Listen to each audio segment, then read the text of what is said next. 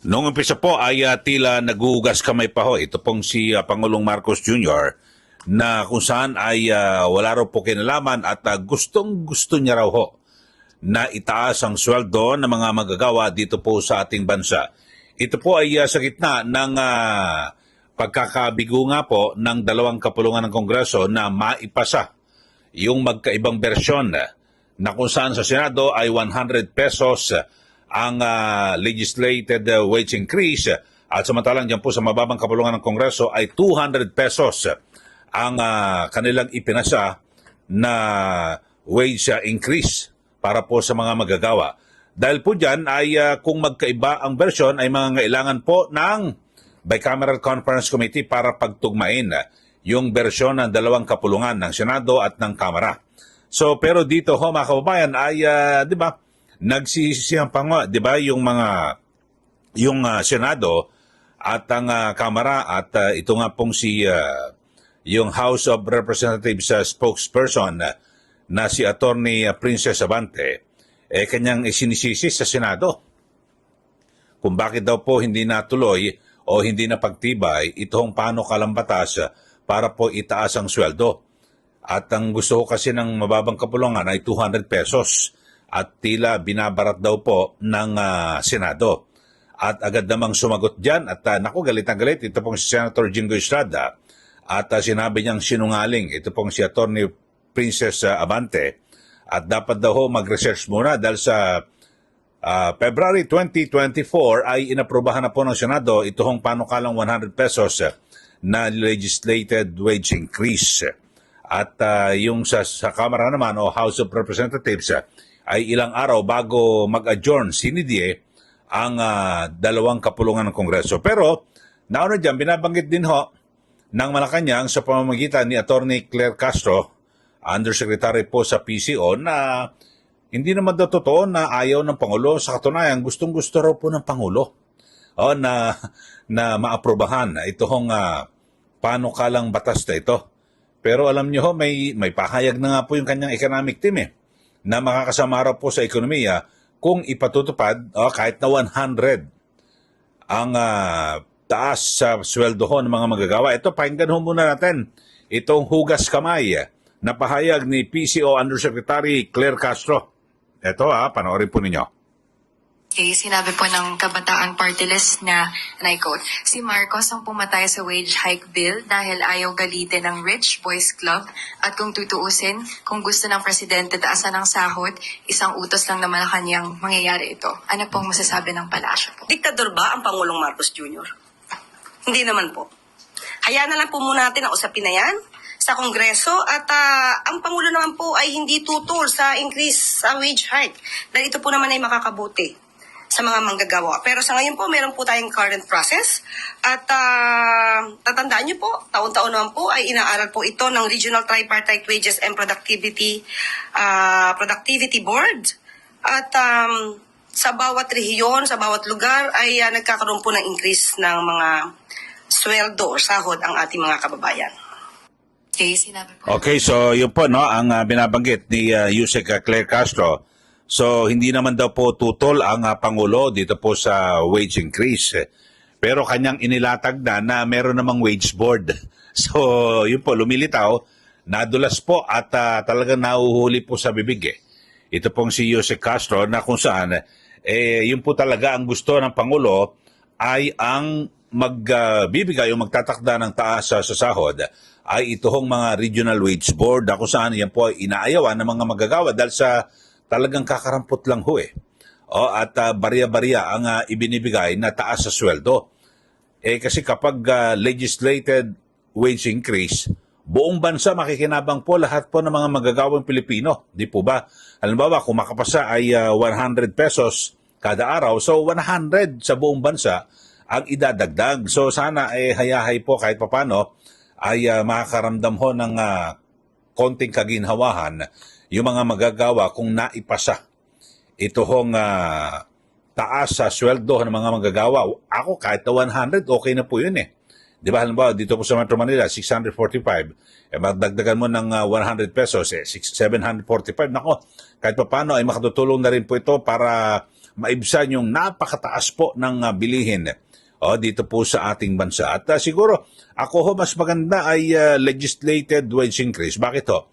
Buong bansa makikinabang. Alam nyo ho, kasi yung presyo ho ng bigas, halimbawa, dito po sa Metro Manila, ganun din naman ang presyo sa probinsya.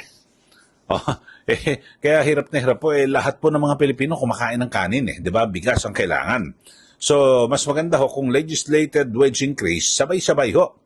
At para makatulong at, di ba, kahit papano ay maibsan yung dinadanas na hirap ng ating mga magagawa. Pero, wala po di ba, nagbabatuhan pa ho ng sisihan ng Senado at ang House of Representatives. Pero nagsalita na po itong si Gabriela Partelis Representative Brosas na kung saan ang sabi niya, hindi, talagang ang Pangulo ang may ayaw. Ito, pakinggan ho natin. No? At kayo ho ba sa ating mga suki dito po sa ating YouTube channel, kayo ho ba inaniwala, yung mga bago lang ho na nanonood at nakikinig dito po sa atin, sa inyo ho ba, sino ang may kasalanan? O talagang sino po ang may ayaw? Kasi ang Senado at ang mababang kapulungan, kapag tinimbrihan po yan ng Pangulo na ipasa nyo yan, di ipapasa ka agad yan. Sandali lang naman isingit ko yan Magbabaycam lang ho sila, baka wala pang isang oras kung may utos ho, di ba? Or may pakiusap man lang ang Pangulo. Or kahit sabihin, sige, yung sa Kamara, wag na kayong kunin nyo na lang yung version, tanggapin nyo na lang yung version ng Senado na 100 pesos, okay na. O kaya sa kabilang banda naman, sasabihin sa Senado na papakiusapan, tanggapin nyo na yung version ng Kamara para 200 pesos, wala nang bycam, dire-diretso na, para malagdaan bilang batas ng Pangulo. Pero wala po talagang talagang ayaw po ni Pangulong Marcos Jr. Kasi alam nyo ho, naglabas din po ng statement ang economic team. Kasi yan po ang isa po sa sabihin natin gumagabay sa Pangulo para po sa issue po ng ekonomiya. Pero ito pakinggan ho natin. Mismo itong si Representative Brosas na kung saan sabi ho, hindi, ang Pangulo talaga ang may ayaw. Ito, makinig ho kayo mga kapwa natin mga gawa dito po sa ating bansa. Kung sino ho ang talaga may ayaw para itaas ang arawang sweldo ng mga magagawa dito po sa ating bansa. Ito pakinggan ho natin. At the end of the day, it is the President. At ang kanyang mga ANGEDA, ang kanyang mga ahensya na nagsabi ng pagtutol dito sa dagdag sahod para sa mga manggagawa. Kasi bakit po sinabi yon, George? Kasi merong DSKE na pinasa. Which is isang araw lang ang pagitan. Naipasa, they were able to pass it even at the last moment. So hindi reason yung time. Oo. Kung ang sinasabi niyo po ngayon, kung ang sinasabi niyo po ngayon, kung gugustuhin sana nila, may paraan pa at may panahon pa. Kaya lang, seems like sinasabi niyo po na talagang ayaw nila ito. Ayaw ipasa. And it is in the behest actually of the President. Yung Pangulo, ayaw magbigay ng dagdag sahod sa mga manggagawa. At yun ang sinabi niya sa kanyang mga, sa kanyang ahensya. Sa mga ahensya na nagsabi, di ba ulit-ulit naman yan sa mga hearings ng Congress, palagi nilang sinasabi na hindi pwede, dinedebunk na namin, dito problema ng MSMEs, pwede namang mag-wage subsidy. Pangalawa, sinabi namin, hindi naman usapin dito inflation kasi ibabalik din naman sa local economy yung dagdag sahod na makukuha ng mga manggagawa dahil sa pagkain din nila ito igagastusin at ang pangangailangan. Pangatlo, maliit na nga lang. 200 na nga lang yung hinihingi for minimum wage earners pa. Samantalang ang panawagan ng makabayan ay 1,200 pesos para sa lahat ng mga manggagawa, di ba? Kung maaalala ko nga po, kung maaalala ko nga po, ay initially, kung tama po ang pagkakaalala ko, ay 750 pesos across the board yung unan yung sinampa po o bill na inyong panukala po sana noon. It was 2023. Ano po? And with this, ang masakit dito is magbaback to zero. Magpa-file ulit ng panibagong bill sa 20th Congress at dadaan ulit sa masusing proseso na pagdaan sa committee bago dumaan sa plenaryo. Yes. Oo. I-resolve na naman natin yung gano'n. And plus the fact, kailangan natin tanggapin na hindi talaga gusto ng Pangulo. We will have 3 more years ng ganyan. Kasi yung Pangulo mo talaga yung problema. Ayaw niya magbigay ng dagdag sahod para sa mga manggagawa. So ano po At yung any next- point in time, Okay, so yun ho mga kababayan, ang pahayag ni Representative Arlene Brosas at ng Gabriela Party List. So yun po, at kumbinsido na po sila na si Pangulong Marcos Jr. ang may ayaw na ipasa itong panukalang batas para sa pagdadagdag ng sweldo, itong tinatawag na legislated wage increase na 200 pesos, yan po sa mababang kapulungan, at sa Senado ay 100 pesos.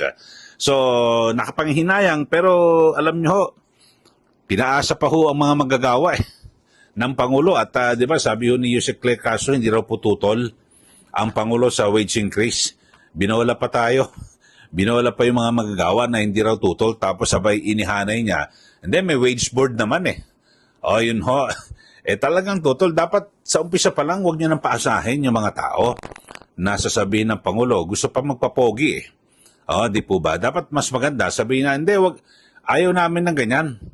At siguro pagsabihan na rin yung mababang kapulungan Kongreso at maging Senado, wag na kayo mag-aproba ng ganyang legislated wage increase kasi hindi ko rin naman hindi naman pipirmahan yan or pwedeng ibito ng Pangulo, di po ba? So yun lang ho kasi talagang alam mo nakapanghihinayang at siyempre napanghihinaan ng loob yung ating mga manggagawa na ang akala ho nila, di ba? Kasi nakapasaw sa Senado Tapos biglang inihabol pa ng House of Representatives ilang araw bago mag-adjourn, magsara yung Kongreso, yung 19th Congress. Tapos yun naman pala, sa dakong huli, si Pangulo pala mismo ayaw. Yun ho. Binola-bola pa ho. Paasa ang Pangulo, no? Sana ho, talagang diretsahan na. Kung ayaw, kung talaga ba makasasama sa ekonomiya, di sige, ipaliwanag nyo. 'Di ba? Pero ako ang aking pananaw mga kababayan, hindi po makakasama Hindi naman ako talagang ekonomista, pero yung tinatawag na purchasing power na mga magagawa, alam ba, nadagdagan ng 200 pesos yung sweldo.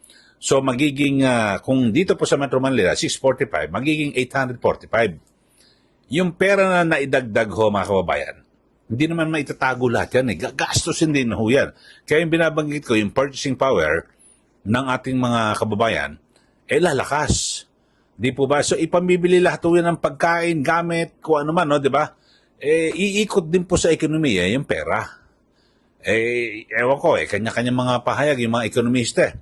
Kasi iba naman, mga ekonomista, hindi po nila naranasan yung hirap ng buhay. Di ba? Lalaki ng mga sweldo ng mga yan. Samantalang yung mga magagawa, yung kasalukuyang minimum wage, yung minimum na sweldo, naku, kulang na kulang pa ho. Albawa, dito po sa Metro Manila, 645, wala ka sariling bahay. Bayad sa upa, bayad sa singil sa kuryente, bayad sa tubig. Kung may pinaparal kang anak, diba, kahit na sa public school yan, gagastos ka pang araw-araw na baon. Tapos kung nagtatrabaho ka, meron ka rin pumasahe, pagkain, diba? Tapos mamalengke ka, naku, napakataas po ng bilihin.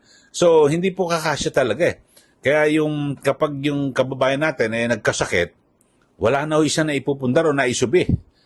Kung kaya talagang, kung saan-saan hihingi po ng tulong, so napakahirap po. Talagang parang pulubing-pulubi po yung mga magagawa. At sana ito po yung naiintindihan ng Pangulo.